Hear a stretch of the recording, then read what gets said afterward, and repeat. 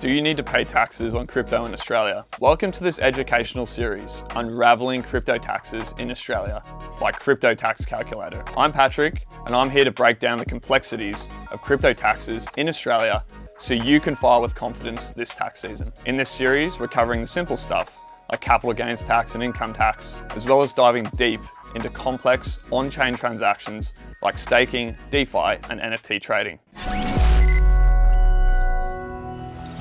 The answer is yes, you do need to pay taxes on crypto in Australia, but it does depend on the nature of your crypto activities. In the world of Australian crypto taxation, there are two key players you need to know about: capital gains tax and income tax. Let's break these down. First up, capital gains tax, or CGT. Now, this pops up when you decide to part ways with a capital asset, say sell it or dispose of it. To work out your capital gain or loss, you subtract your original purchase price from the proceeds you receive when you sell the asset. For instance, imagine you bought one Bitcoin for $20,000. After some time, you sell it for, say, $30,000. This sale sparks a capital gains event. Your capital gain in this transaction equals the capital proceeds, $30,000, minus the original cost of the Bitcoin, which was $20,000. That leaves us with a capital gain of $10,000 for this transaction. You might be wondering, what kinds of crypto transactions are subject to capital gains? Well, let's run through a few examples. Selling crypto for good old fiat currency like we just discussed,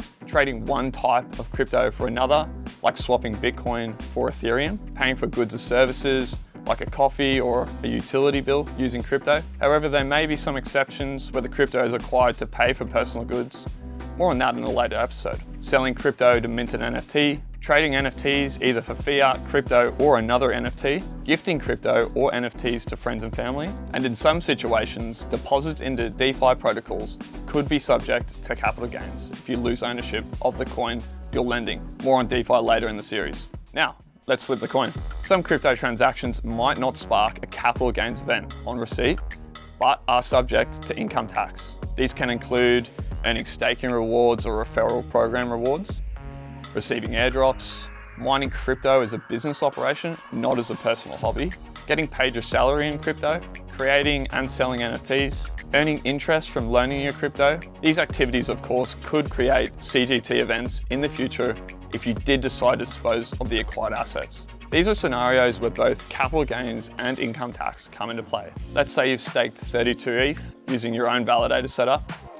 After a month, you get 0.1 ETH in staking rewards, with $200 at the time you receive it. This $200 needs to be reported as income to the ATO. Now, imagine the value of that 0.1 ETH rises to $300.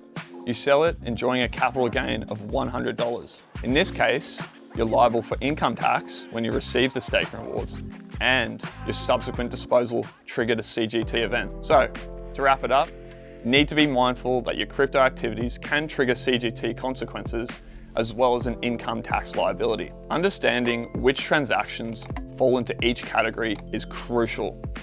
You can find more information on this in our resource section at cryptotaxcalculator.io. Keep watching Crypto Tax Calculator series, Unraveling Crypto Tax in Australia, to learn more about how crypto is taxed, so you can file confidently this tax season. In the next video, we'll answer, can I claim crypto losses on taxes in Australia?